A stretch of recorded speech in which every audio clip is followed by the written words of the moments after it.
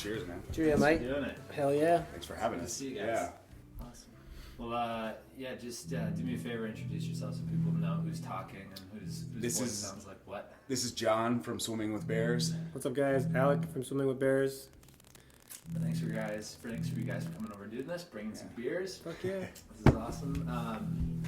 So I know you got a lot of good, exciting stuff going on, and we'll just kind of shoot the shit and hear what's up. But tell me what you were saying as you came in. You guys were just rehearsing for something coming up, right? Oh yeah, we have 2 sold out shows in Corpus Christi tomorrow and Thursday. So Wednesday, I don't even know the date today. What's today's date? Today's the 12th. Today's the 12th. So yeah, Wednesday the 13th and Thursday the 14th.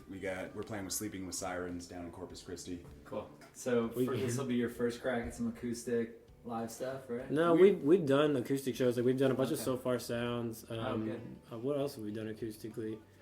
Just random one-offs. Yeah, And little things like for like things with Black Fret, which is like an Austin company that or Austin organization that we got a grant from. We can talk about that a little bit later too. But we did a couple things acoustically. We've been practicing, and honestly, I think we've gotten a lot better at that. Because at first, tough. Like it's tough to make a rock song or like an electric song sound good without like. I mean, I love effect pedals and everything else, but like when you try to break it down and strip it down, you definitely it's tough. you can't play your parts. Yeah, like, you have to play like really. It's not boring once it's all together and the ensemble's going. Like it's not boring, but when you look at it from like a stance of like you had this cool like licking part, and then you turned it into like a little chord, you're like, oh, this is kind of lame. But then when everyone comes together and does different parts of those chords, it just sounds super big. And more interesting as well. Yeah. Cool. You guys been having fun doing these podcasts? Yeah, it's been super fun. It's probably one of the more fun things that we do. Just gives us an opportunity to interact with some people face to face instead of just trying to do everything online or through email or whatever, you know. And never heard somebody get to drink beer at work and just hang out and talk guitars. But no, I think the coolest thing about doing the podcast is, I think one of the reasons that starting Moniker was interesting for me was the opportunity to work with musicians and be a part of that creativity, even if it was just sort of in a tangential sort of way, right? Like making the instruments or whatever. But this is an opportunity to like have the kinds of conversations we were just having before my phone started vibrating, and hear what you guys are doing creatively, and I think that's the stuff that helps kind of push us back to remembering like why we started this, why we do this, we love what we do, but it's like anything, you get your headaches, right? Like you hit your jobs, bullshit you deal with, and we do too here, but it just kind of like reinvigorates you and you go, oh yeah, this is why we're doing this is why this is fun and all that kind of stuff. So it's been a blast, and we just usually get to mess with people and have fun and tell jokes and tell stories and whatever. We've been cracking down hard on some podcasts on Spotify. What do you like? What do you listen to? Mysterious Universe. Mysterious Universe. What's is that? The shit. It's like, dude, these guys like they just tell stories and they do their research on everything. Like they read so many books every day. Like they'll buy like 10 books for the week and they'll read them all throughout the week. They're the 2 biggest skeptic Australian guys in the world, but they're only talking about conspiracy theories. Yeah, like they're both trying to prove each other from wrong. Like aliens to like, Bigfoot. no, there's no way there's no Yeti walking around Australia, but they'll go way into it. All the way from like aliens to Bigfoot, and then they'll look up the police reports and all sorts of other weird. They shit. just did one that claims that Bigfoot is an alien, and he's like an interdimensional being traveling in orbs. An interdimensional being flying around space. Like that's why no one can catch Bigfoot, like because he's just like, oh shit, they saw me, bloop, and just like turns invisible and goes into a different dimension. It's crazy. They started talking about Tom DeLonge recently too, from Blink-182. Oh yeah, To the New Stars. Have you seen the To the Stars Academy thing he's doing? I've heard about it. I don't know a ton, but I've heard he's like got Elon Musk I have been happening. Diving way too far into this recently. What's his whole deal? He thinks that he is like full on about to give the world disclosure that UFOs exist and aliens are real. Well, he wrote that like fact fiction, the science machines. The secret machines, which is like it's fact fiction because it can't be proved, but it's all like things that make sense in physics. Okay. And he's like, it's pretty much like a little comic book almost, where he describes like flying stories and like flying crafts that have been shown to humans but haven't been proved and disclosed to people, and he's trying to make all of those fact fiction things that he has in his book relate to like real world science and then make those things like possible. Basically, he got a bunch of dudes that worked for like the CIA, FBI, NASA, Department of Defense, Air NASA. They all Force. just retired and started working with his organization. And one of them was Lockheed Martin. Yeah, Skunk Works or whatever. So he's like a big aeronautic guy.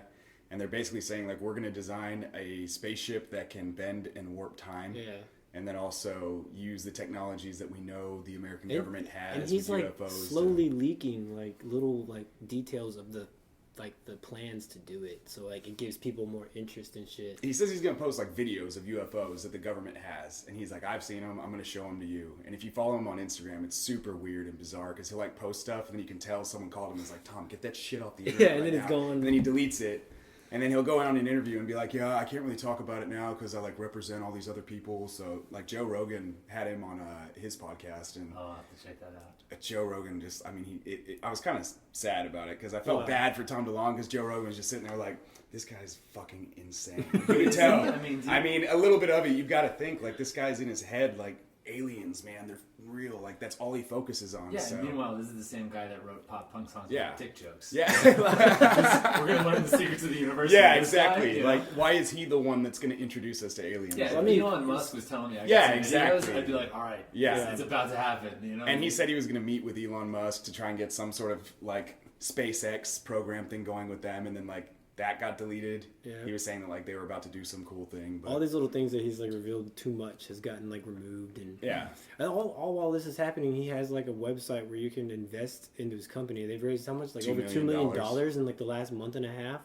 From like the last time I saw it was at $250,000, and it's like Blink Fan XXX. It's gave like $300,000. it's like it's literally like a mixture of It's like Tom DeLonge 1 gave Yeah. $3,000. Yeah. Tom DeLonge 2. It's a It's mix. like a award to get unreleased tracks, like acoustic stuff that they never put out. Yeah, it feels like a mix of like an and a big part of it- Indiegogo or a GoFundMe Yeah. mixed with like a fan club mixed with like Bitcoin. It's really And he's also weird concept. promoting the new Angels and Airwaves. Yeah, album all at the same with this time. too. All on and the he's same gonna write a website. new book and all this. It's like this weird media project that he's doing to make his own money in this sense. Like, I'm going to do new Angels and Airwaves album. I'm going to do blah, blah, blah, blah, blah. With He's this gonna movie, continue a the book. fact fiction books. And then at the end of the day, he's like, I'm still going to go back to Blink one day. Like, come on, guys. So wait, how did we get here? We're talking about the podcast that you Yeah. guys like Yeah, the called Mysterious Universe. Yeah. They were talking Oh, about they- Tom they- DeLonge. they have an Apparently, Tom DeLonge said he was going to meet with them multiple times. And he's like, I really want to talk to you guys. You have a great podcast, blah, blah, blah. And then every single time that they went out of their way to go meet up with him, his flakes. publicist or someone would be like, hey, he's just stuck in traffic. Or Yeah, had he something happen flaked with his every family. time. And like they would Tom show got up to kidnapped do by it. aliens Yeah, again, exactly. Like he's not gonna make it. He's got a big meeting with the CIA today.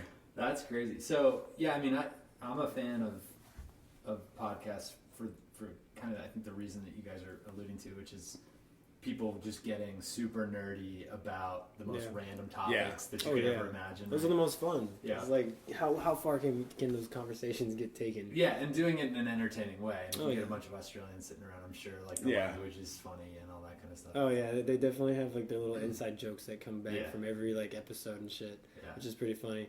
They have like a bunch of interviews too of like the authors of the books that they read. They have them into the show. Sometimes they come to the showroom, or sometimes they just get them on like a Skype call or like a voice call, and they ask them all the questions about their book, and then they want them to dive deeper into those stories that they read about.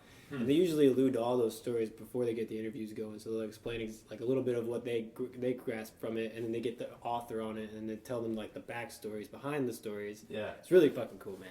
So what? Are there any other like music podcasts that you guys are into? We were listening for a while, Bad Christian podcast, which is Emery. I think, oh man, I don't know what. I think band it was like a is. band named the band Emery. We're Yeah, I remember doing those guys. Yeah, they're pretty funny. I just like they just banter and Okay, really cool. like they talk about music. They talk about their gear and stuff sometimes, but really it was just like where the conversation just kind of flowed. It was always pretty funny I because think it's a Christian podcast, right? Yeah, yeah, Like, but definitely. they're a band, so they talk about like they're cussing and like Yeah. they're talking about how like fucked up they used to get and stuff like that, and just crazy stories of like how people have changed their ways and like become better people over time. But it's pretty funny too. Those guys are just it's weird hearing. It's like having a band just banter in a like when you're in a van with a band. And you're just driving down the road, you're gonna hear the weirdest shit ever Right, after of course. 8 hours of being in a van you get a together. little bit insane. Way too much time together. So it's like those guys, but sitting in a room with a microphone, and they just go. And Yeah. no direction. What's the dynamic in your band? Like, do you guys each kind of have a role when you're on the road? It's I don't even know. It's like a clusterfuck. A sitcom, man. Like everyone has their character, and we keep each other in check a lot. Like I don't know. I feel like I'd be the one that's like takes things too seriously sometimes. Mm-hmm. Ryan is the complete opposite, where you say something and then nothing is ever serious, and it comes out and he says a joke, and you're like, oh, God damn it, I'm taking things too seriously. I need to calm down. Joe's just a goofball. He can turn anybody around him into a goofball with him. Like you just sit down with him for 5 minutes, and it's just like, I'm a fucking idiot with this guy. This is fun, man. You can just have a good time. And John, you can just explain yourself. I don't even know. You're just a very all-around good guy. He's just a good goddamn man. He can be anything, man. He can be the guy that goofs off. He can be the serious guy. And you guys have been doing this for how long now together? Almost 7 years. Shit, yeah. It's like been 2000. It's been a while. So yeah, 2010 we all met each other. Yeah, well, we've lived together for 5 years, so wow. Yeah. Pretty much common law married. So tell us kind of how did it get started, and give me the background. Oh, I was a freshman. I had like literally no friends. I was kind of a tool back then. And oh yeah. This is high school? No, this was college. Okay, yeah. You're going to school where? I'll explain why he was a tool later on. I'll tell my side of the story. All of us except for Ryan, the drummer, went to Texas Lutheran University. Ryan went to Texas State. We didn't meet Ryan until about 2010. But as a freshman, I was hanging out in the dorm room lobby. Like, only friends I knew were the football team because I played football. And I was playing acoustic guitar, and then Joe Perry walks downstairs. He's Aerosmith, Joe Perry. Aerosmith, Joe Perry. No, Joe Perry, our lead singer. Yeah, he went to Texas Lutheran University. Yeah, he even came back to school after like 50 years. No. Aerosmith wasn't doing too good anymore. Some chicken. Yeah, he comes downstairs and he's like, "Oh, dude, you sound good. Can I play with you?" Yeah. I was like, "Sure, man." And I expected another guy to bring down an acoustic guitar because that's like the only people I've ever played with was other guitars. He comes downstairs with his tiny little crate amp and a bass guitar, and I was like, "Oh, this is gonna be fun. Like I've never played with another instrument before." As I hadn't, like at that point. And we started jamming together. It was fun. And then we started just doing stuff in between the two dorm rooms. There's like this big like awning area where everyone like hung out, smoked cigarettes, and like drank their beer and shit. And we started playing for those people, just like jamming and playing like cover songs and like trying to write our own songs. Eventually, we met this guy Josh, who was banging on some sticks with us at a homecoming game for football, and we were like playing on like trash cans and shit. By this time, I was already off the football team. I had fucked my ankle up. I just destroyed it. And he's banging on stuff, and we're like, "Oh man, you should jam with us. Like you sound like a drummer." He's like, "I am a drummer. I got a drum kit." Yeah, and then he introduces us to John, who I already knew who he was, and we were in the same guitar class. Trying to get that like art credit out of the way. Yeah, this is where you find out why he was a tool. Go ahead. Oh no, we were in the same guitar class, and I think I was a junior at the time. You were a sophomore. I was sophomore, a freshman. junior. You were a sophomore. I was a freshman. So we go in there, and I mean, this guy. You can look at Alec now. This is not the same man that I saw back. I mean, his neck was probably 3 times the size of that. I was 175 pounds. I was on the football team, so I was I was jacked. Yeah. And he would come in now. And I mean, you had a different you didn't respect our guitar professor at the time. Oh, I didn't respect the guitar professor because he had a long pinky nail in his eye. His pupils were always dilated, and he had long stringy hair. I didn't pay attention to any of this stuff. I'm just like, he's a guitar player. I'm gonna listen to this guy. But Alec would come in and be like, "Fuck that guy." And he'd come in and just be jamming, doing whatever he wants. He's that guy before guitar class starts. He comes in and he starts playing a drop D, like whatever he wants. No, that girl did drop D. That one girl. Yeah, that girl. She was like 17. She's playing. He was the one who was all like he's doodling around and shit, and we're just like, "Oh man, shut up!" Like the guy's just trying to teach us something. I think I played John Mayer's Freebird version Free Fallen like 100 times in that. So I automatically assumed that like this guy's a tool. I'm never gonna be friends with him. Like he's just that asshole who doesn't respect teachers and thinks he's cooler than everybody. And then later on, it's like, oh yeah, by the way, meet these guys. They play instruments too. And I was the moment I lost respect for that professor, I was playing so we were supposed to read. Did you call him out on being on code? Yeah, in class. Yeah. We were playing like the sheet music, and I was supposed to be playing like dun dun dun dun, and I'm like, dude, I know how to fucking play guitar. I'm not gonna play that simple note. Like I'm gonna do dun dun dun dun dun. Wait, play the melody. Can you read music now? Huh? No, I still can't read music. So we didn't learn shit. But I knew what the notes were. Like I could see it. I can read it. I know where the finger's gonna be. I can hear the song moving. And then one day he like said, I follow the paper, and I was like, dude, like it's so boring. And he's like, just follow the paper. And he's like looking at me, and his eyes are huge. And I was like, and I tapped my nose. I looked at him, and he goes. And he kind of shook his head a little bit, and he was like, "Oh my god!" Like he knew I knew, and I was like, "It's the moment he knew that I knew." And then, dude, from that moment, I don't think he ever told me to read the paper. He didn't even face you ever again. Like he never looked at you after that. I was like, "You're not gonna be telling me how to play the guitar right now." Like But then full circle, we ended up meeting in a garage. I met him again in the garage, and I was yeah. like, I know you, bro. And I was being like super cool because I didn't think he thought I was a tool back then. Yeah. Turns out he did. I was like, oh, this guy might be a tool. I don't know how this is gonna go. Then he ended up being super cool, and I was like, oh, okay. Just didn't want to play guitar with the teacher. Yeah, that's exactly what it was. So that all happened. We were just jamming, playing songs. I think the first song we ever played together, we covered 1901 by Phoenix, and I was like, we tried to. Yeah. Well, we made our own little version of it up, and no, Temper Trap. We did a Sweet Disposition. We did that one too. Yeah. Okay. And then after a while, the guy that was playing drums for us wasn't really progressing, and he was just doing things that we didn't want to do, and like. Our mind was like, we want to progress. We want to go play shows. Yeah. We want to go out to like different cities and do the thing and like write songs. And he was having fun doing it, which is respectable. You have fun for your art, but then at the same time, like we saw something in the distant future with like a shadow over it. Like we didn't know what it was. We wanted to chase it. Yeah. So one of our other roommates, me and Joe, were living together at the time in the 8-man dorm room, which is like that was the most ridiculous time of my life. I'll tell you that right now. I don't know how I passed any of those classes. But one of those guys lived in Stockdale when he was in high school, and he's like, oh, my friend, he plays drums. Like, let me give you his number. Like, the next day, I text that guy. It's Ryan. Mm-hmm. And I was like, hey, do you want to come, like, audition for our band? The dude was at the house before we were at the house to play. Like, he was already setting up his drums. What's up, guys? Nice. Yeah. And he killed it. And we were like, all right, dude, you fit really well with our energy, with, like, the music that we're playing. You're on time. Yeah, we were definitely on time. And then we stuck with that, and that was... We started kind of a pop-punk band. Yeah, we got a singer. We didn't have a singer at the time, so we got a singer, and he was very... We didn't know Joe could Joe sing. was just playing bass. So I was going to ask this earlier, like when he came down with his little crate amp and his bass. No singing. No singing. No singing, yeah. Right. And he ended up, because we were playing in a garage now, we're all loud, and I had big amps, and Joe couldn't just use his tiny crate amp. He ended up borrowing one of our friends' older brother's amp, and it weighed like 120 pounds. What was that? It was like a 1990 PV. It had 412s in it. It was ridiculous, dude. And like carrying that was so it was a lot of work.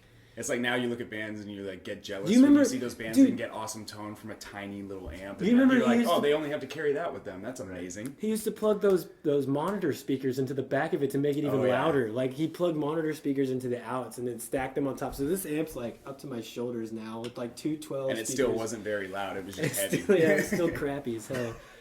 Yeah, we've really progressed. Yeah, no, wow. So you get this other singer, you do the pop punk thing for a minute, and then he was very like similar to like Johnny Craig voice, Emarosa type of voice, and it was like a Christmas break or something. And are you swimming with bears at this point? No, we were a band called Daily Departures. Right. Yeah. Which was look it up on YouTube. So fast forward, when do you hear Joe sing? That's what I want to know. We take a break. We take like a break, it was either a spring break or a Christmas break or something. It was right before. It was summer. It was summer break coming into the next junior year. He was at my house with. It was me, him, and a girl were over there in the garage that I was talking to at the time, and he used to date as well. Yeah, we both dated the same girl. Anyway, not at the same time, but we ended up. Like Joe just started like mumbling some stuff, and it ended up turning into like he could sing, and I was like, "What are you doing right now? Like you can sing?" And he's like, "Yeah, dude, blah blah blah. I was in church choir and all that stuff." I was like, "What? Like keep doing what you're doing." Then it turns into like Alec comes back from break, and he's like, "Hey, like I can record it on my computer. We can do GarageBand. Like I've been messing around with that lately. I know how to use it." And so we start just demoing songs, and we end up putting out one. The first one that we did was called "Swimming with Bears." Yeah. And Joe was actually singing lyrics about swimming with a bear, like swimming with the bears out on my own, like, and it got a lot of attention on YouTube. And friends were like, "Why aren't you guys doing this?" Yeah. And we were like, "I don't know. Why aren't we doing this?" And then we did another song that a lot of people still want us to redo called "This Time Forever," and it's gone. Like it's in the archives, man. You can't find it anymore. Trust me. It got removed. We got it. We have it still. And when we were loading it up, as it was getting uploaded, we went and checked the other video, and it had all this response on it, all these views that we just didn't expect. It was a couple days later, and while that was all happening, there was a documentary about a guy that was like swimming with bears. And it was like his job to like swim with bears. I'm like, oh my god! Like, what year was this? Dude, 2011. 11. Yeah, no, 2010. This was before. Right. This was Windy Hill. Yeah. So I want to just pause for a quick second. I'm gonna play a song because I want people to hear Joe's voice and why why I was excited for that part of the story, because I definitely think it's the first thing that strikes you about your band is that he just has such a unique voice. Super unique, man. So I'm gonna. Believe me, I know there is no easy way.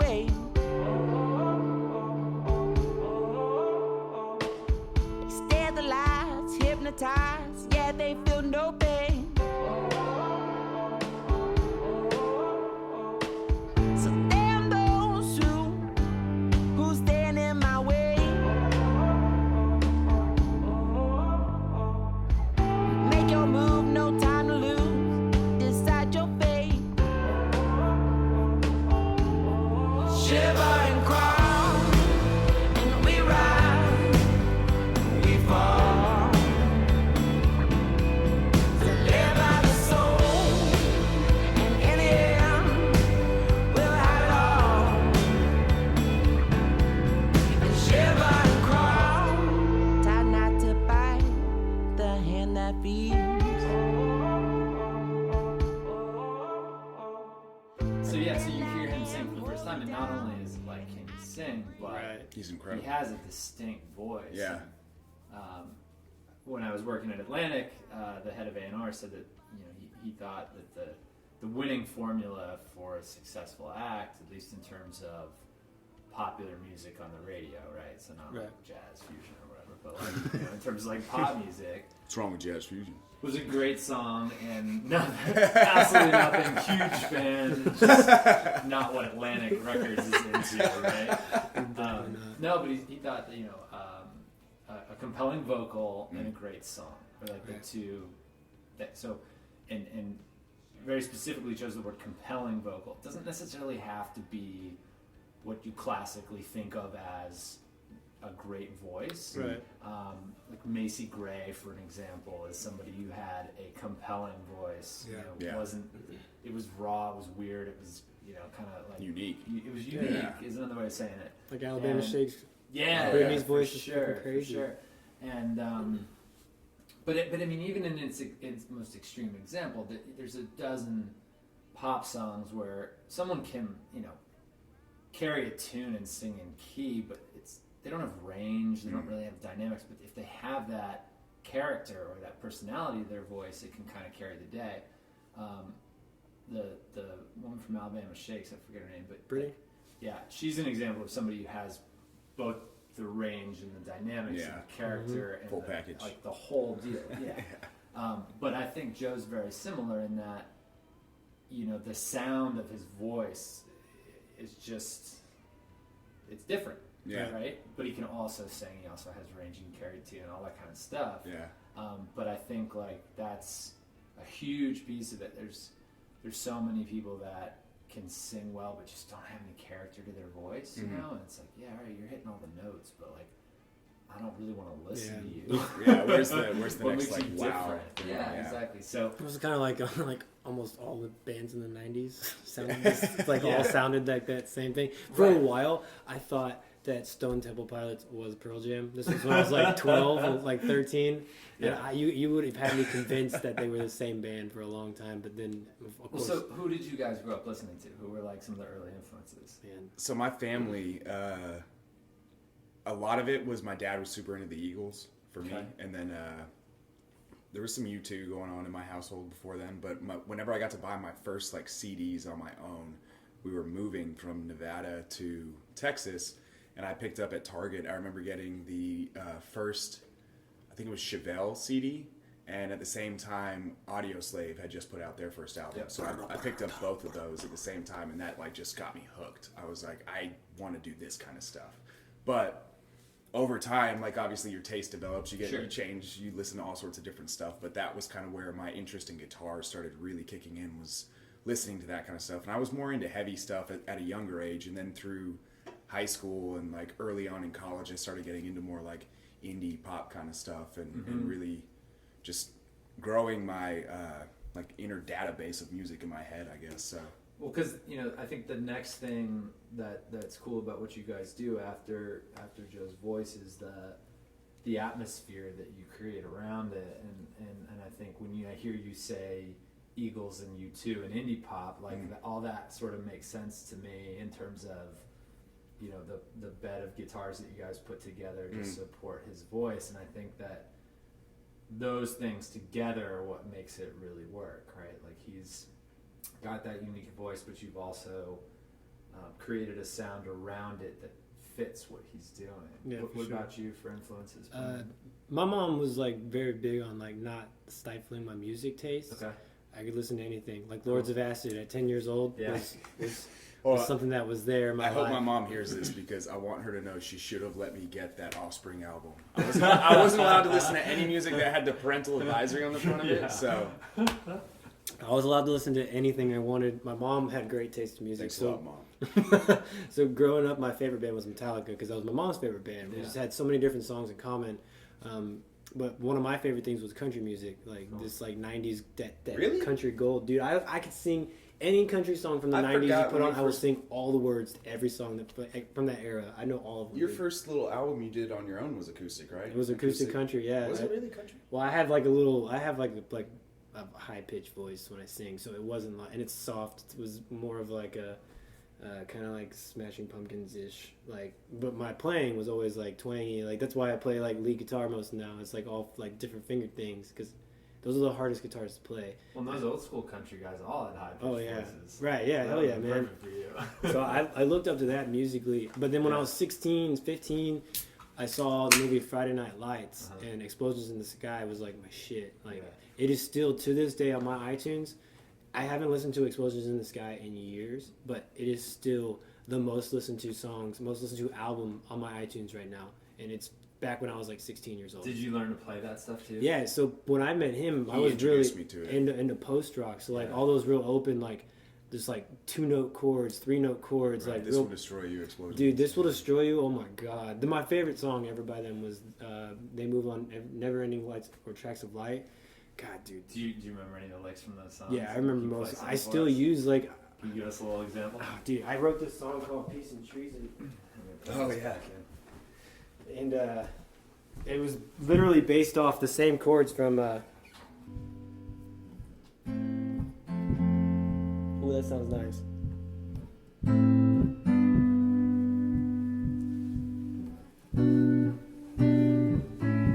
I'm forgetting it.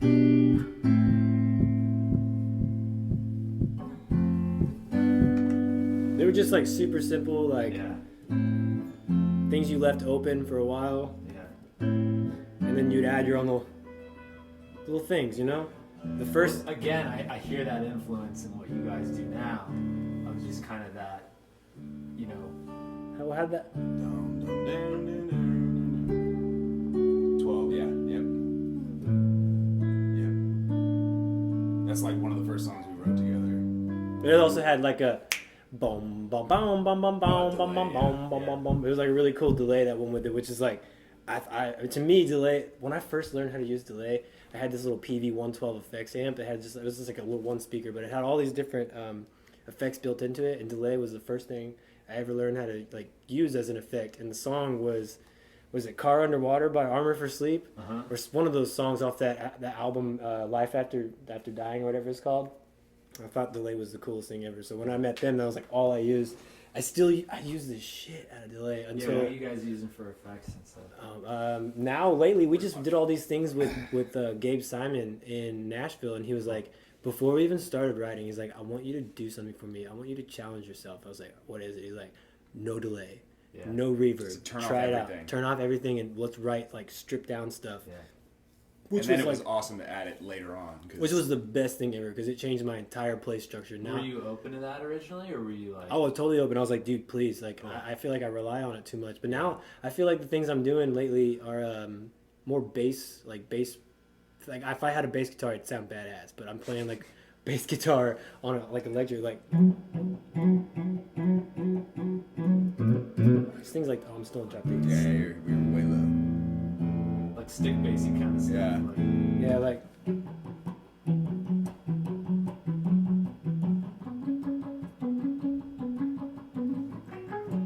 But those things I never would have played. The rhythm in my head I would just set my delay to do that for me. Right. But now I'm learning from that little experience. You put some fat distortion on that. Oh yeah, the Pog octave down.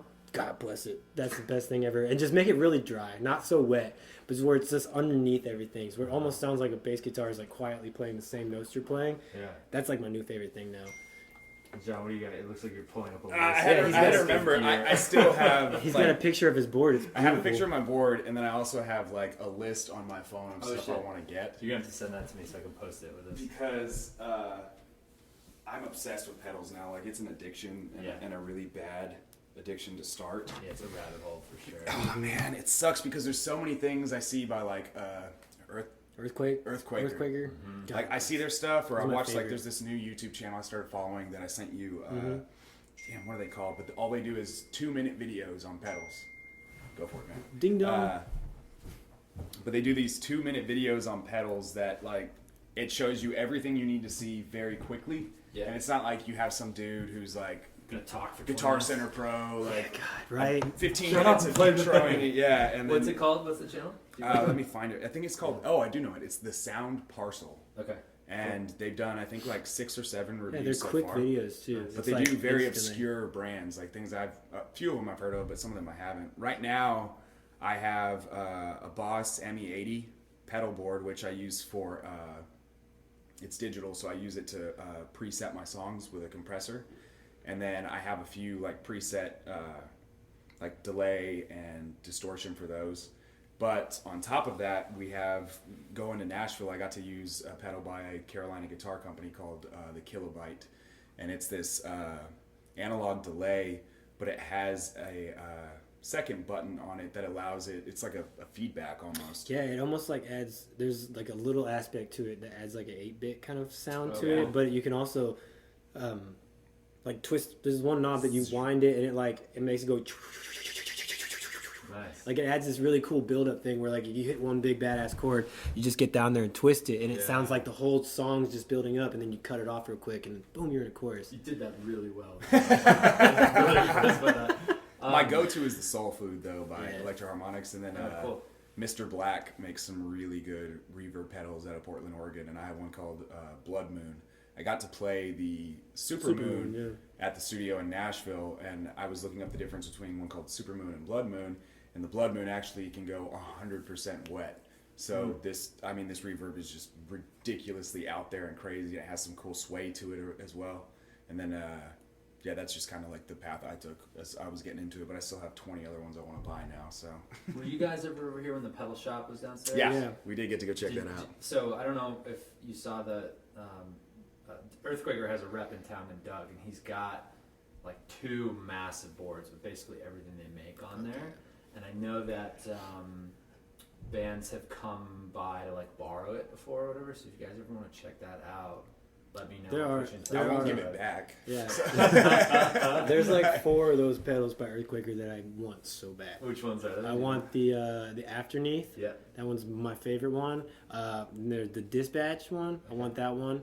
And then the Octo thingy, whatever it's called. It's got the tentacle. The tentacle. There you go. And then there was one more. The orange one, right?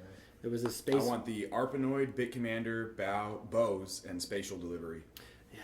I have my whole list right here. The one I YouTube pedals all damn day, and I find like all these weird what are you doing at work where you have like all this time? I hope my work doesn't hear this, but no, I'm in IT support, so it's like a lot of the day we answer calls. I'm part-time doing this like during the day, and it's normally like people have to call in for you to start working. So like if you're not getting phone calls, you can just be like, hey, I'm gonna get on YouTube for a little bit. You do that from home, or you go I wish. I used to do this stuff from home, but we have an office here in Austin that I work at now. It's almost better that you do have an office. Yeah, if I didn't have an office, I remember time the last time that I had a at-home job, like doing IT support, I would just like wake up and like did you get lay paid in bed and like be like, for the first one, did you get paid hourly, or did you only get paid when you were doing tickets? It was hourly, but I would like wake up at 8 a.m., turn on my computer so they knew I was online, and then I go back to sleep. Yeah. So. or I go play guitar, like go to practice with these guys, and I'd have my laptop on so I could get a notification on my phone if I did get a call. I never got a call, so I would just be like, okay, cool, I can go practice or do whatever I want right now. That's one of those things where like 4 days later, you're like, I've been wearing sweatpants this whole time. Exactly. What is that, forgetting Sarah Marshall when he was like wearing the same pair of sweatpants and just eating cereal every day? Right. Sat at the big ass bowl. Yeah. So you guys, you mentioned Nashville a couple times. Tell me a little bit about what you were doing there and what's coming up. That was fun. We went there to do co-writes. So wait, I'm sorry. Let me pause 1 quick second because we talked about the early part of the band. I think we're gonna skip a middle chunk, right? Yeah. So The middle the chunk. records that are out now and like what you got there. We only have an EP out right now, and the only reason we have an EP out, we weren't gonna release any of that stuff. We were just gonna release Shiver and Crawl, part of a new album. But we had the opportunity to open up for Weezer and Panic at the Disco all in one show in Corpus Christi. It was a sold out 11,000 people at the Concrete Street Amphitheater. So we had to have something. You can't just go set up a merch table and not have discs. So we rushed that release. It turned out to be great in our favor because it got on radio stations. A lot of it we had some of it recorded and ready to go. Yeah, they were all mastered. We worked with Matt Nevesky, who's also a Moniker artist. Yep. He's got he has he a actually bass, introduced us to y'all. Yeah. That's when we fell in love with this stuff. But Matt's him the, and bass player Blue October, part owner of Orb Studios. We actually got to record Shiver and Crawl out there, and then before we got to work with Test Tube Audio here. Kevin Butler was the audio engineer's name, and we got to record over there with Matt as our producer, working on a few songs. So yeah, we did 11 songs with them, and they were great, mastered. They were like the production is great on them. We just sat on them for a while and weren't going to really release them yet because we didn't really have the following. We didn't at the core of it all. We didn't want to release something and it been like old. By the time you get like the recognition you need or like the deal that you want. Right. So by that time, I was like, well, shit. Like if we have something that's that old, they're probably going to want us to re-record it or like write something completely new. Right. And so 11 songs would have been a complete waste. But with this opportunity, we had to do something. So we released an EP, which is 4 songs. We picked 3 of the best ones from that 11. And then we did Shiver and Crawl on top of that. And then the discs that we have actually have 2 different songs than what we've released on Spotify and iTunes and Apple Music and all that stuff. Cool. So like if you actually get a whole reason for people to buy the music in physical form. You get because there's 2 extra songs that you'll never hear again, honestly. But yeah, okay. So we kind of did the whole gauntlet of just touring and like Texas touring. We got to open up for a band called Cruiser, which was our first real out of state tour. Those guys are cool, man. Went up to Canada. I emailed with them not too long Really? ago. They're cool guys. They're badass, man. Yeah. And I'll tell them Bruno, their guitarist. Bruno, you love that guy. Yeah. He's so funny. He's awesome. Cool. But yeah, we got to do the whole East Coast tour with Cruiser. And then we came back, and then Rooney and Royal Teeth were going on tour, and we got to be the first of 3 for that. And we got to go from Texas all the way up to New York and back. Lifelong friends, man. Yeah. Those guys, that's the coolest thing ever is we made some awesome friends that still to this day we still see them all the time. Yeah. Just badass. They were they were in Austin like a couple weeks ago, and we went to go hang out with them at Handlebar Mustache. Well, the Handlebar Mustache Bar. Well, it was during the Pecan Street Festival, and I went there. I tried to get everybody to come with me, but everyone was kind of working, and I was like the only one free. So I walked after that. I got off work, and I just went straight over there, and I just pointed at him in the middle of the stage, and they're all like, yes, you got here, that's badass. And then we all just went and hung out with them after that. Congratulations, so Gary and Nora. They just got married. They're both awesome. Singers for that band, so they just got married together. They've been engaged for a while. Very cool. We got to do that. We did the one-off with Blue October a while ago, a long time ago. We got to do that opening, and then we did the Panic at the Disco and Weezer show, which really kind of kick-started a lot of things for us. Mm-hmm. And that was huge. That's been How did you get that spot? It was just like luck. Yeah, luck and amazing timing, dude. With other managers that we knew. Our manager Will Hoffman's fucking amazing. He's done some great things for us. We also have some mutual friends from San Antonio that have a cool manager. Something happened with them and they had a falling out, and he got an opportunity for that group. And eventually, like, it was happening at the exact time that they had a falling out. So he was like, well, they can't do it because I'm no longer their manager, but I got this other band that I'm friends with. So he like shot it to our manager within a day, and the show was happening in like 2 days. So it was like all last minute stuff. And he was like, do you guys want to do this? And we had just played a show at Stubbs. We're on the big stage outside just like hanging out because we played the little stage on the inside. Yeah. So we're hanging out with all our gear, and he's like, hey guys, I got some news for y'all. Do y'all want to open up for Weezer and Panic at the Disco? And we all looked at each other like, no, we would never want to do that. I'll pass. I hate that band. No. Yeah, so it was just like, I don't know, at that point it was like, okay. And I feel like he was worried about us, like, not being ready for it. That was our first, like, big deal show. Yeah. The nerves were there. And we crushed it. Like, that's awesome. Like, literally, the only screw up that happened is Joe stepped on his bass cord and unplugged in, like, the second song. And Will, our manager, walks on stage and like plugs it back in for him and like taps him on the back and is like, "You're good to go." And like comes right back into it. And it was honestly like growing pains. It was perfectly timed. It was that part where we didn't really need the bass guitar. It was just kind of there. And you didn't notice it was gone until you saw the guy plugging back in on stage. Oh, God. So what was that like to step out on stage in front of 11,000? What was the biggest crowd you played before that? Oh, probably the Blue October show, which was like, for when we got on stage, probably like 700 people out in front of us. And when we got on stage for the Weezer show, it was like 5,000 or 6,000. Yeah, 5,000 or 6,000. It wasn't a full right. like, they crowd still had yet. a line around the block of people trying to get in. Yeah. And obviously, it sucks now today in today's society that like security has to be super tight at these things now too, because like there was a day when the gates would open, people would storm. There's really fucking crazy people out there that suck. So there was still a line. Like I had friends that didn't get to see our set because they were waiting in line, but they got to hear it from outside because obviously it's just super loud. But I mean, it's intimidating at first, but then like as soon as you get out there and you realize, like I know Ryan, our drummer. As soon as he hit his kick drum doing our sound check, he was like, "Oh my god!" Like you just hear it reverberate. You know, he's like controlling the whole world right now on that kind of a stage. Like, but you get out there and I mean, you just like play that first chord and you're like, "Holy shit, I am loud!" Because we don't have in-ears right now. Our drummer does, but like eventually we want to get to where all of us have in-ears and we have our own mixes of ourselves. But we just got like little. You know, we get our wedges in front of us. They had nice those wedges were the best wedges I've ever experienced. If you ever get to play Weezer's wedges, go ahead and do that because they are nice. That's good. I don't even think they used them, but like they brought them out they for had us. their own in-ears. They took them off the stage. Like, they just had them in their trucks. Just in case his in-ear falls out or something. It was crazy though. It started raining at that show, and Rivers Cuomo's like pedal board got rained on and it like shorted out. So he said fuck it and like grabbed an acoustic guitar and restarted the last song and like played it in the rain, and everybody's just soaking wet standing there watching the last like Weezer song. That's super cool. It was pretty badass. Yeah, that locked Corpus Christi down for us. Yeah. Like, so we did the whole Texas thing. We did the Corpus thing. We did a little East Coast thing and we did a little West Coast thing. Went to Canada, and then it turned into like let's get to writing. Let's come up with some new stuff that's we need to get some momentum behind us. What are we doing? And so we ended up kind of feeling out Nashville a little bit. We wrote with a couple guys in Austin. We did do some co-writes in Austin. We were worked with Ben Queller, Mark. What was his last name? Mark. I'm forgetting his last name. What was working with Ben like? That was a cool dude. Yeah, he's a really cool dude. His stories are awesome, man. Good, and he's so funny. He's got an interesting take on the music that we were writing, and took what we had, which was it was cool sounding, and then like turned those things into like proper songs, like things that felt nicer to play, which was a lot of. We did a co-write with Matt Nevesky. We did one with Joey Milligan from Berlin. Berlin. Yeah. He's out there at Orb Studios too. He's awesome, dude. And we went to Nashville, worked with 3 guys. We worked with Brian Peterson, who like wrote the Simple Plan album that got the platinum record back then. We worked with a guy named Aaron Wright. He did Grey's Anatomy. Mm-hmm. He did all the soundtrack for that. And then we met Gabe Simon, and we wrote with him. And he was from Capecchi.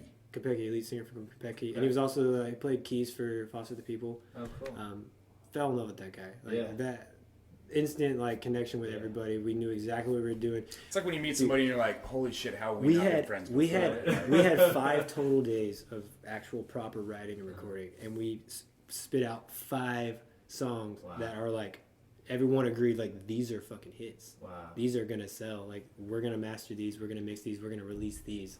And with everybody else, like, we wrote some really interesting things, but it wasn't like that.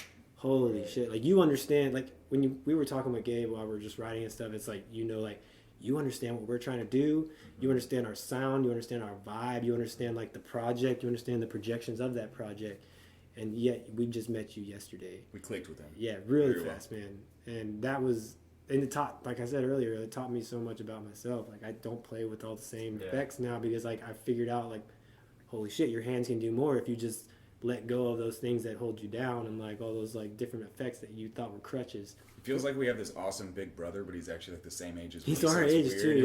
He's like our age, but it's like, oh, man, he knows so much. He's so wise. Like, that's funny. So you wrote with him and you recorded with him 5 songs in 5 days? Mm-hmm. Yeah. Wrote and recorded. Yeah. That's amazing. That's cranking it out. Yeah.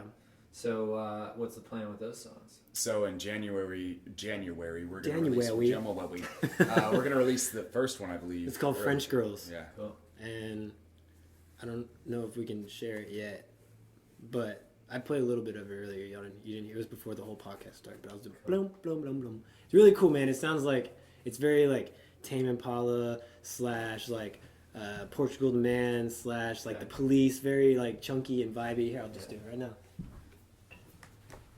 Make sure.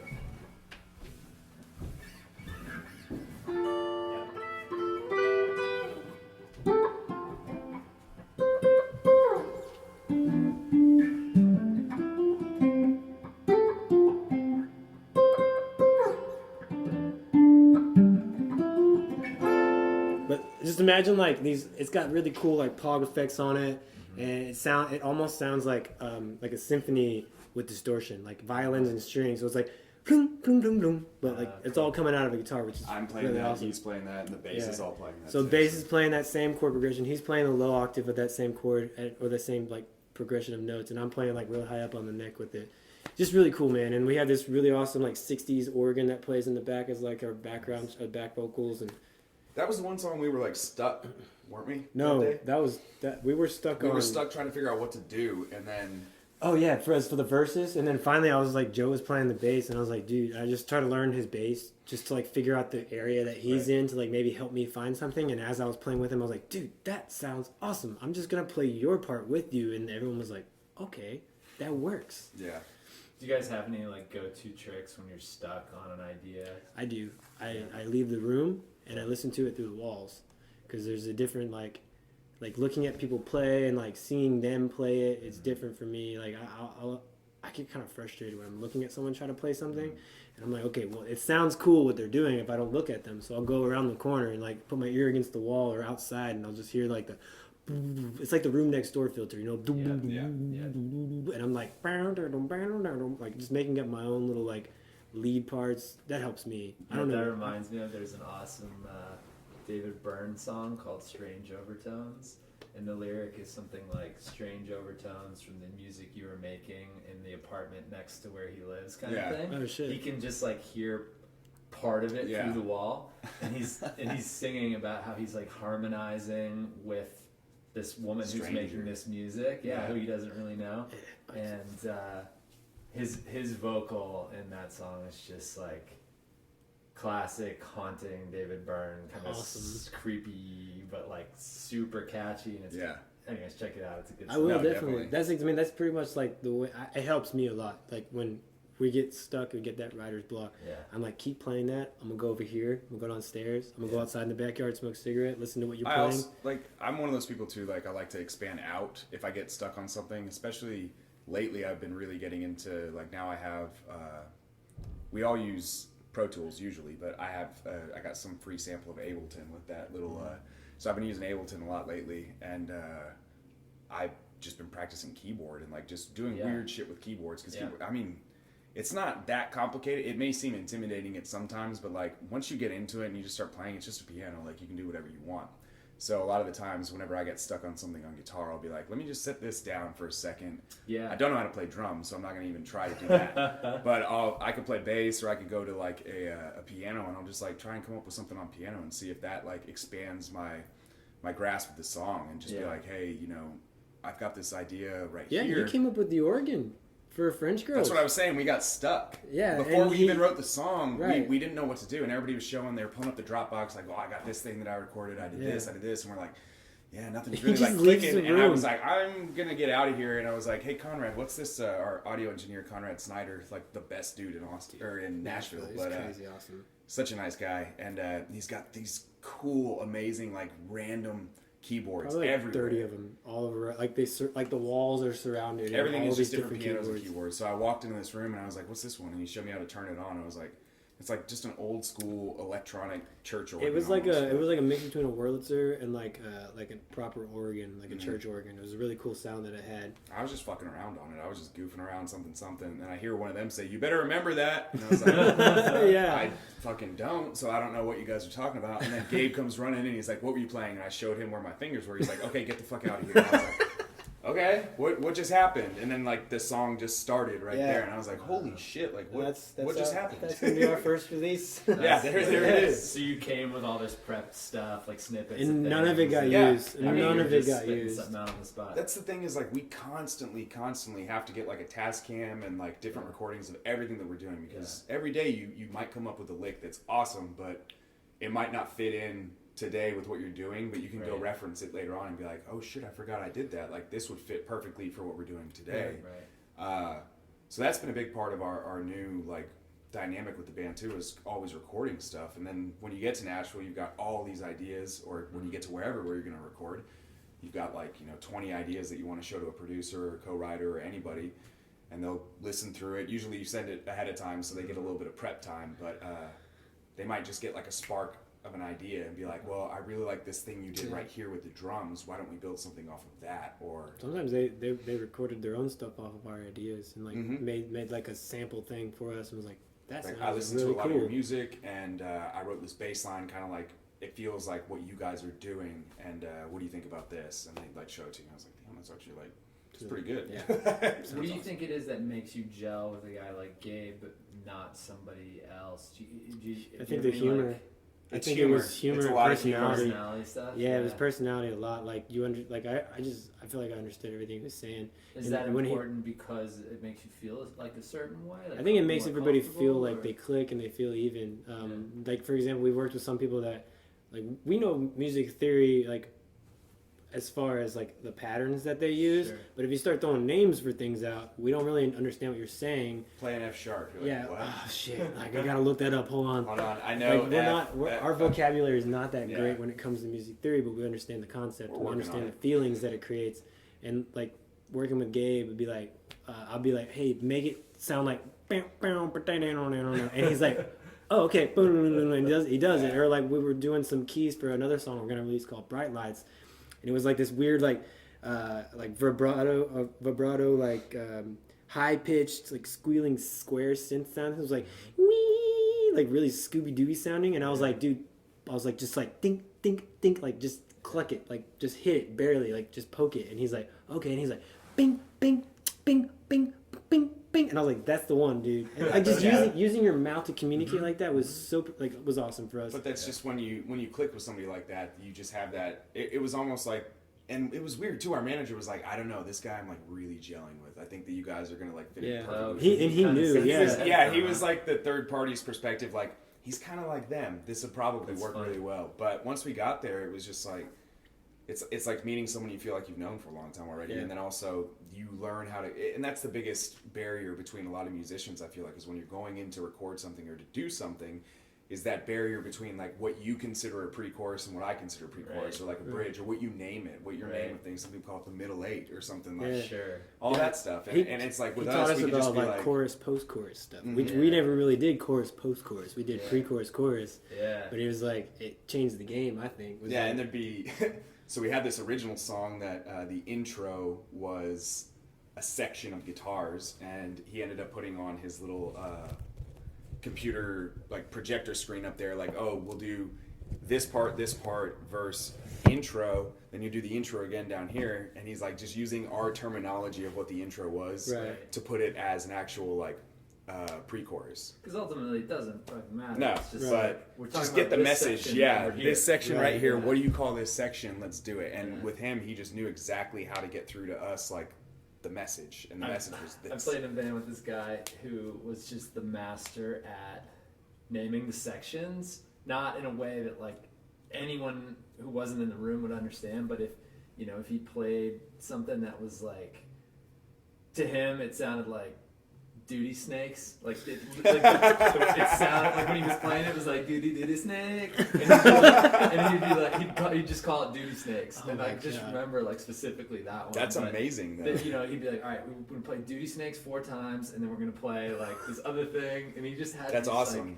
Like, the mental gymnastics that he would do to arrive at these names, you just start dying laughing because you knew exactly what he was saying. It sounded so asinine. Well, it's so hard sometimes when somebody's like, no, the part where I play this, and you're like, I didn't know you're playing that. Like, I'm playing this. When do you play that? And it's like, oh, okay. But duty snakes would definitely, that would definitely get through. Every day there was a different vibe too. With like we had a projector, and like so one day we were right into like classic NBA games. Like we just played with the volume off. Like Chicago Bulls finals. Yeah, Chicago Bulls finals, and then another day we were watching. Who's picking that? It's just whatever we felt when we started writing. I never saw anybody put it on YouTube, but someone was going on there and putting weird shit on YouTube. So two days we were writing, and I was like, "We need to put this on right now." And I put on the old school like Looney Tunes. Yeah. And had that playing in mute, and then there was another day. With Looney Tunes on mute was weird. Yeah, it was kind of, but it was we were writing. But we wrote some cool shit. Yeah. It was just like, and then there was I don't know. You feel like you're missing over 75% of the experience when you don't have the music and the sound effects to the Looney Tunes. And during French Girls, we put on the Tropicana aerobics dancers finals. And it helps so much. Like just people in like leotards and shit. Yeah. Like they're just dancing and shit. I don't know. It was great. But those helped us. And then it would sync up randomly. You'd be like, oh shit, they're on time. They're on time. They're not on time anymore. You wait for it again. Dude, it felt like they were always on time. Like we could play yeah. any song and they'd be on time. I don't understand it. It's like that little gif of Spider-Man dancing that like everybody uses for everything ever. Yeah. That helped a lot because you get the vibe from like it's like your eyes are seeing it. You might not be looking at it, but your brain is registering what's going on. You know. Right. So that's been like, I mean, in a roundabout way, that's been kind of where we've been at now. Like we did these tours, we got to write a bunch of new stuff, and now we're like trying to see what the next step is. Like we know that there's interest in what we're doing, and I mean we're still trying to build our fan base, still trying to get more locally known in Texas and work on the surrounding states as well. But we're trying to figure out Texas is pretty solid for us right now. But it can always be better. You could be the fucking Toadies, and that would be. That's true. Yeah. The goal is to be that big, I guess. So what's the plan with, like you mentioned, you were going to release one of the songs, right? So like, what's the thinking when it comes to releasing music? Is it a strategy to package it still, or is it better to put out one song at a time? What do you guys think? I think with the way the music industry is kind of now, like singles do better because it keeps people engaged. Sure. Like I feel like you got 4 quarters. Dude, honestly, I learned when I was using Tinder that people's attention spans are very short these days. Yeah. And then it sucks to say it, but it confirmed when I was watching the whole Vegas shooting thing, and then 2 weeks later, no one's talking about it. Right. I'm like, holy shit! Like you need it now, you need it now, you need it now, you need it now. What's next? Right, exactly. So, I think releasing singles first, and then releasing everything as a package after the singles is the best way to go about it. I think that's why big artists do so many singles a year too. Like, yeah. Well, you just imagine, like, for example, in the same 2 weeks, 2 years ago, Katy Perry released a whole album. She promoted it.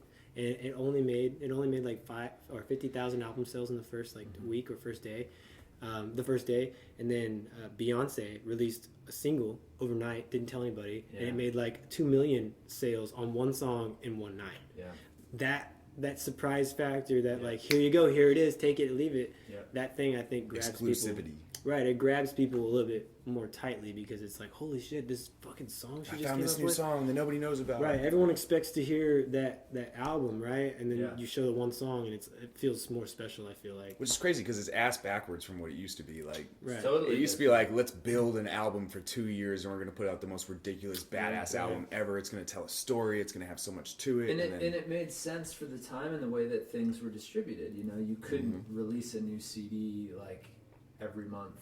Right. I mean, you could if you were like Bob Dylan or somebody who had the power to do that. But as the average artist, like, you know, whatever record label's not going to go package up a new album for you to put one song on it and send it out this month. Especially when the people next to you are doing this, like the opposite. Yeah, and like retail knows that there's like a flow to how this works, and they receive shipments and they put it on the shelves, and it was just part of it. But now it's like, well, none of that matters. Yeah. And so you can do whatever you want with it. Like, you can put it out one a day. It's crazy how much it's a numbers game now. Like, I mean, a lot of what we're doing, where we're trying to get to is, I mean, we want to be like a national touring act. We want to either be opening up for bigger bands or like be the bigger band that's like doing this and just touring, because that's where we would make most of our money in the long run, but also we would get to see the bigger audiences and get to impact other people's lives in the biggest way. Really fun. Yeah, and touring is not bad at all. Oh God, I wish I was. Right I know, like it sucks when we get stuck here for a few months and we're like, damn, like I really wish we just had like a run of shows for a week or something. And it's like maybe we will just go do like a Texas thing. Or I feel like even like one night on stage for 45 minutes does more good to like your playing, your technique, and like your ability to remember the song than if you practice for 3 hours in a rehearsal room. The work, like the action of like just doing it to say, like to practice, it does not stick in my head. Like if I go out there on stage in front of the people who I have one shot to make this work for them, my brain clicks a lot more quicker like that way. And being on tour is like the ultimate way of practicing, because you go one night, and if you fuck up one night, you don't fuck up the next night. Like you make sure you get that right. Like, But it's awesome because it's a brand new crowd of strangers the next day, and you're like, I'm gonna win you over right now. Like, how do I do this? What's gonna be the thing tonight? And you just get like every night is so exciting because, I mean, I'm sure there's people who've probably been touring for 20 years. They get burnt out on it. They're like, dude, I don't want to do this anymore. But I mean, for us right now, especially, it's like as soon as you get in front of those new people, you're like, dude, it's like you're gonna want to check this out, and we start going, and it's like, yes, like people are. You always want to break down that barrier between like the fourth wall up there on the stage, and you want to make sure that these people are engaged in what you're doing. And I remember one time in Washington D.C. I got off stage and played the solo, which was awesome. I tripped at that show. I almost felt so bad. The band we were on tour with, the lead singer does that all the time, and I did it before he could do it. That was the best part. He didn't do it that night. He didn't do it at that show. It was hilarious. I was like, I'm gonna try this out, see what happens. I've always wondered what would happen if an opener like covered one of the headliner's songs. Oh, we always talk about the big that. Song, just it'd be hilarious. They're like, oh, we can't play that anymore. It's fun. You hear like Kings of Leon always does interviews about stuff like that. And like, man, we hear people cover our songs on YouTube that are better than us. Shit, it's crazy. So tell me about working with Black Fret, and tell me. I mean, I know those guys and I know what they're doing, but for the audience here, tell us about it a little bit. Well, man, okay, so it's like 3 legs of the organization. It's big. I mean, they all intertwine together. No, not the people. So like one, it's for patrons, as well as it's for artists, as well as it's for the advice and like the networking. So one, people sign up to be a member of Black Fret. They pay a yearly fee, but with this, they get all the shows that Black Fret puts on for free, or not for free, but for the fee. You know, you get to go to anyone you want. You can pick and choose. You can go to all of them. You can go to none of them. Doesn't really matter. At the end of the year, those members vote for the bands that are part of it, and the bands get nominated by the members and for the people that run the whole show, right? And when you get nominated, you play the shows for them, and your name's in a running for a grant, for like grant dollars at the end of the year. And then like the third leg of it is for the artists. You get to use all the guys that run the show for like advice and networks. And these are dudes that are like big heads in the music industry all around the nation. Most of them live here in Austin because it's an Austin-based organization. It's really cool, man. There's some cool names in there too. I mean, Matt Nevesky is an advisor on their board. Our manager is an advisor. The drummer from Spoon is an advisor on their board. All sorts of like accountants, like dudes that are like people that can help you with taxes if you need it. Like the head of the Texas Music Office, he's part of it too. Everyone, man, it's a really interesting little group of people. People who own venues around here too, like. How did you find? So you did how many shows for them during that 1 year when you were? Oh man, we did like 5 or 6. 5 or 6. But the best part is, we still do shows for them now because they're amazing people, and I mean, they take care of the artists so well. It's incredible. Like you wish that every show you played, you were so well taken care of, and they basically like everything that you. If the toilet doesn't flush, don't worry about it. I'm in the middle of rebuilding the inside of it. Leave that in here. No, but they just like you get there and like one, they're gonna make sure that you get paid. 2, they're gonna make sure you've been fed or you are going to eat and you've got drinks and everything and you're good to go. And they're just like great people that want to help the artists. And that's the best part about it is you get to hang out with all these people that are interested in music first off, but also they want to support you in any way possible to help you keep moving forward as a band. Because I think a lot of the problem is Austin is like really oversaturated right now with like there's so many bands and it's so easy to get into that cycle of I'm going to play this bar on Wednesday, this one Thursday, this one Friday, and this one Saturday, and I'm going to do that for 6 months. Right. and then I'll switch it up and do this one on Saturday and that one on, you know, Tuesday or something. But and then you're even oversaturating Austin for your band. Yeah. Because like his band's gonna play again tomorrow night. Why do I need to go out and see them tonight? Yeah. You know, you kind of. And we didn't know that before when we first started. Like, anytime we got to play Austin, we were like, yes, right. we'll do it. And then ended up talking to a band, and they had basically just his advice was like, we only play once every 3 months in Austin. And I was like, why?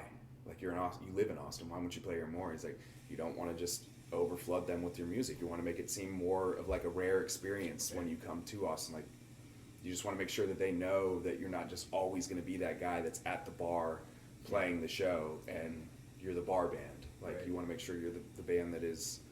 It's kind of more difficult to get to go to their shows all the time. So it's good for a young band that's honing their chops, I think, to get that experience. But there comes a point where you're not necessarily getting better by doing it every night of the week. And obviously, there's like time, money, and energy that goes into playing a show too. Yeah. And if you're not getting returns out of it, it just stops kind of making sense. But the biggest part for young bands is to go do that stuff, though. Yeah. Like, for sure. I mean, I'm so glad that we did that. Whenever we first started playing, like, we just played every show we said yes to, whether it was a bar, a birthday party, anything. Like, I'll never do a birthday party again, I'll tell you that much, but it paid well. Well, I but don't know. Because Beyonce will do a birthday party. For like $75,000 or some shit, yeah. Probably even more than that. Oh, yeah.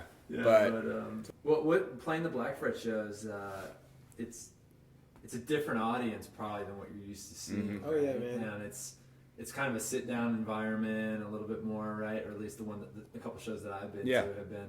Does it feel different? Is it? I mean, it's almost you have nothing but nice things to say about it, so I don't mean to like. No, no. It's I feel like it's almost.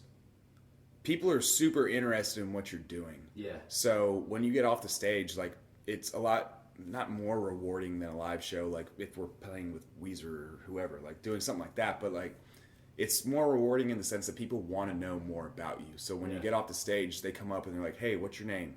Blah blah blah. Like, man, you are incredible. Like, what guitar do you have? Like, where did you get that at? What pedals are you using? Like, where are you guys playing next? Like, I want to know. Blah blah. When you get off the stage at like you play at a bar, a venue in Corpus, like we're going to now. Like, I mean, you'll get off and there will be people that want to talk to you, but a lot of people are not either too nervous or like they just don't want to come up to you right afterwards. Like, man, that was badass. Okay, let's leave.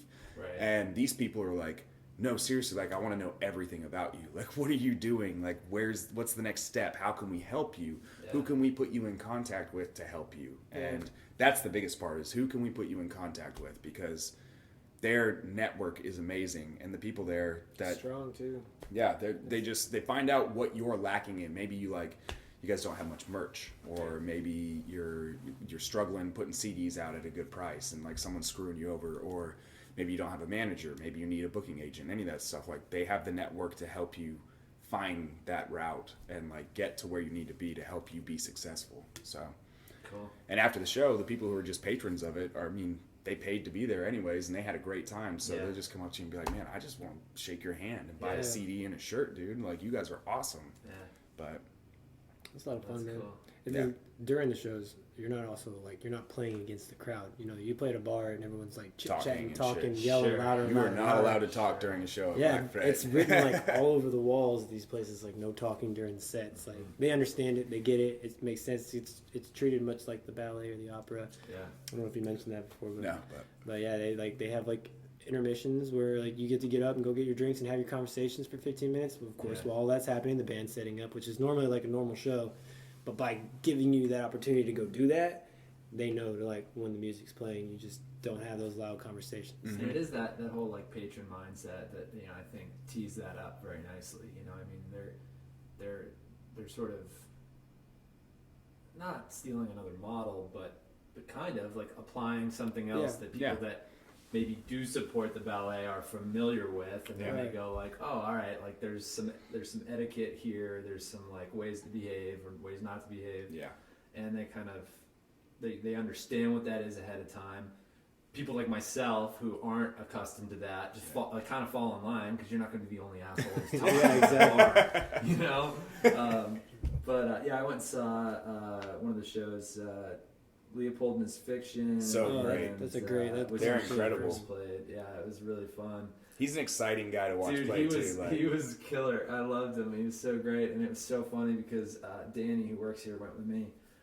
Danny plays in a band called Lord Buffalo, who does well around here, and he was kind of interested in learning more about Black Fret and all that. But anyway, so he and I were standing there, we're watching, and Leopold's playing this flying V. And he does this move that I've never seen before, where he like straddles the V, like between his legs, and he's like humping the shit out of it. He gets on his tippy toes and plays. Yeah, he's like Pee Wee Herman, like riding a horse or something. Oh, it's so great, yeah. Wait, did he still have his blonde hair? Oh, platinum blonde hair. He doesn't have it anymore. Yeah, he cut it. It's crazy, yeah. Yeah, and like stylish as hell.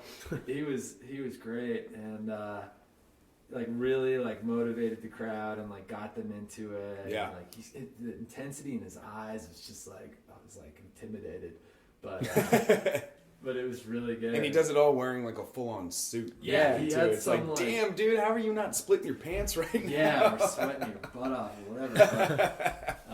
But it was super cool, and it was nice to see, and had a chance to hang out with Matt and Colin a little bit, and those guys were super nice. Yeah, they're great dudes. I'm really excited for what they're doing, but anything else you guys want to add? Otherwise, we'll start to wrap it up here. Where can people follow you, check you out? You can follow us on Facebook, Twitter, Instagram, Spotify, LinkedIn, Google Play, Google Play, iTunes, follow us on the phone, Apple Music. We got everything. Anything you can think of that your favorite band's on, we're there with them. Cool. Yeah, definitely. Well, and be on the lookout for a new song in January, hopefully too. It's called French Girls. It is called French Girls. The album cover is going to be super sexy. Don't worry. Well, thanks for doing the super professional Moniker Guitars podcast. Two toilets that don't work and phones that ring in the background. And some Curves live delivery men who... I figured it out. I heard that, actually. I was going to listen to it. It's like, please don't plug my toilet right now. I know water, dude. I know water pipes. But yeah, I appreciate you guys doing it, and appreciate it. Follow up with me when the music's out and stuff. Just shoot me a little reminder. It'll help me remember to tell everybody to like go see or go listen to the new songs. And good luck with the upcoming shows. Hell yeah. Thanks for holidays and all that shit. Definitely. Merry Christmas. Little handshake for the mics. Yeah.